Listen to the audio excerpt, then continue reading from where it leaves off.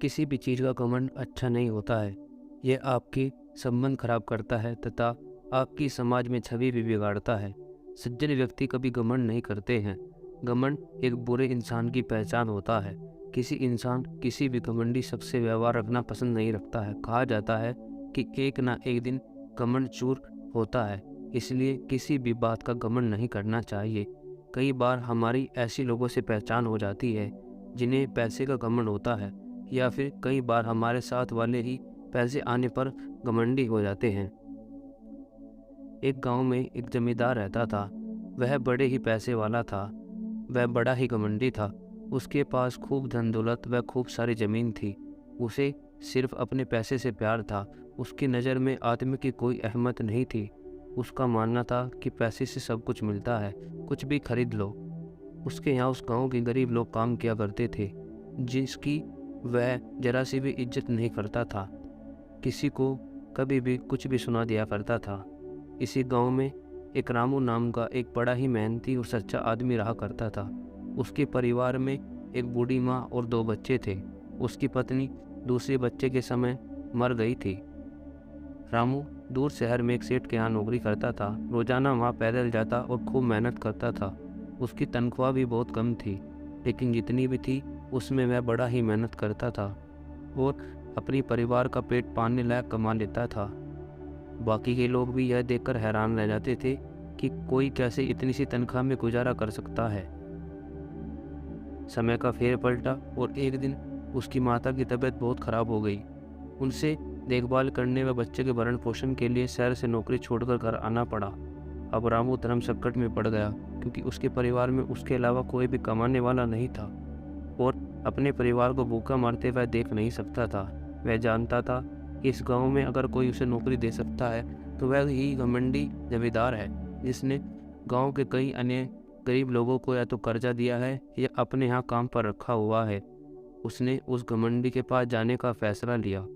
जमींदार के पास पहुंचकर रामू बोला, जमींदार साहब जी, आपकी बहुत मेहरबानी होगी अगर आप मुझे अपने यहाँ नौकरी दे दे, ताकि मेरे परिवार को 2 वक्त का खाना मिल सके। घमंडी जमींदार को उसकी इस बातों से कोई मतलब नहीं था, लेकिन गांव के सारे लोगों की तरह वह भी जानता था कि रामू कितना मेहनती है। जमींदार रामू से बोला, देखो, मेरे पास अभी काम करने के लिए काफ़ी मजदूर पहले से मौजूद हैं, लेकिन मैं तुझ पर तरस खाकर अपने यहाँ नौकरी दे देता हूँ, पर मैं तुझे इसके लिए ज़्यादा पैसे नहीं दूंगा। बाकी मजदूरों को मैं 400 रुपये देता हूँ, लेकिन मैं तुझे 300 भी दे पाऊँगा। मरता क्या नहीं करता, रामू ने सेठ की शर्त मान ली और उस दिन से जमींदार के यहाँ खेत में काम करना शुरू कर दिया। वह सोचने लगा, अगर मैं पूरी मेहनत और लगन से काम करूँगा तो सेठ मुझे अपने यहाँ नौकरी पर रख लेगा और मुझे नहीं हटाएगा। 2 महीने तक नियमित वह जमींदार के खेतों में जाकर कड़ी मेहनत करता रहा और देखते ही देखते उसने 4 महीने का काम अपनी मेहनत और लगन से 2 महीने में ही ख़त्म कर दिया। जबकि जमींदार ने देखा कि उसकी खेतों का काम अब ख़त्म हो चुका है, तब जमींदार ने रामू को काम से निकालने का फैसला किया। एक बार जमींदार को यह विचार भी आया कि इतना मेहनती आदमी शायद ही उसे दोबारा मिले, लेकिन फिर उसने सोचा कि जब अगले साल काम आएगा तब उसे फिर से नौकरी पर रख लेगा। आखिर इस गांव में उसके अलावा ही है कौन जिसके आगे ये लोग अपने हाथ फैलाएंगे। अगले दिन जमींदार ने रामू को अपने पास बुलाकर उसको उस दिन का पैसा दिया और साथ में यह भी कहा कि अगले दिन से तुम काम पर आने की ज़रूरत नहीं है। अब मेरे पास तुम्हारे लिए कोई काम नहीं बचा है। जब मेरे पास काम आएगा तो मैं बुला लूँगा। यह सुनकर रामू को एक झटका सा लगा। पिछले 2 महीने से कम उसके बच्चों को भरपेट भोजन तो मिल रहा था, अब वह क्या करेगा, यह सोचकर उसकी आंखों से आंसू आने लगे। रामू ने जमींदार के पैर पकड़ लिए और गिड़गिड़ाकर कहा, साहब जी, मुझे काम की बहुत ज़रूरत है। मेरी माँ बहुत बीमार है, मुझे मत निकालिए। लेकिन जमींदार ने एक ना सुनी और घर के अंदर चला गया। जमींदार की पत्नी ने भी कहा, कितना मेहनती आदमी को मत निकालो, लेकिन उसने उनकी भी एक भी बात नहीं सुनी और मुंह फेरकर अंदर चला गया। जैसे ही जमींदार गांव में घूमने निकलता तो रामू को उसके घर के पास वाले मंदिर में भिखारी के बीच बैठे देखता और मन ही मन खुशी होता कि कैसे मैंने उसकी मजबूरी का फ़ायदा उठा उससे 4 महीने का काम 2 महीने ही में ही करवा लिया है। उसे उस पर जरा सी भी दया नहीं आई। कुछ देर बाद जमींदार कुछ दिनों के लिए अपने परिवार सहित किसी दूसरे गांव में अपनी बहन के यहाँ शादी में चला गया।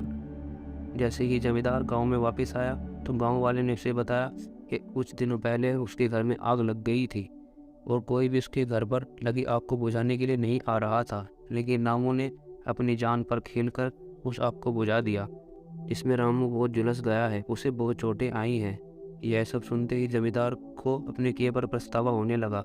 उसने अपने आप को याद दिलाया कि कैसे उसने एक शरीफ और सच्चे आदमी को ज़्यादा काम करवा कर भी उसको पूरा पैसा नहीं दिया और जिसको गले लगाना चाहिए था उसे ठोकर मारकर निकाल दिया। वह रामू के घर पता पूछकर उसके घर पहुंचा तो उसने देखा कि रामू के घर की हालत बहुत ख़राब है। उसका परिवार भूख से बेहाल है। वह खुद अपने हाथ पैर झुलसने की वजह से एक खाट पर पड़ा हुआ है। यह दृश्य देखकर जमींदार की आंखों से आंसू बहने लगे। उसने रामू को पास जाकर उससे सच्चे दिल से माफ़ी मांगी, उसको उसकी मेहनत के पैसे दिए और उसका इलाज करवाया और उसको हमेशा के लिए अपने यहाँ काम पर रख लिया।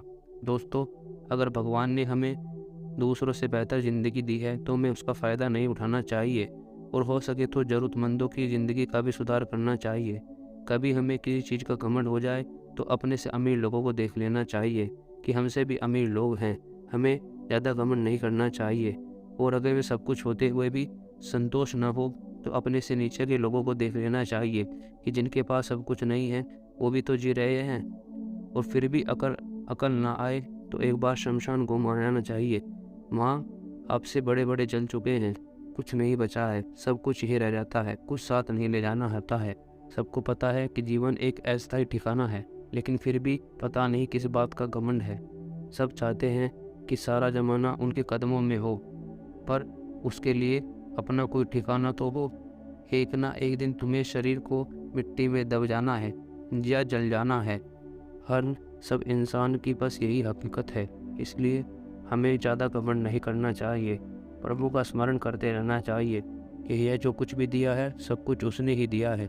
जिस दिन भी यह सब कुछ जो उसने दिया है हमें अपना लगने लगे तो उस दिन समझ लेना कि ये एक दिन जाने लगेगा, क्योंकि ये हमारा नहीं है।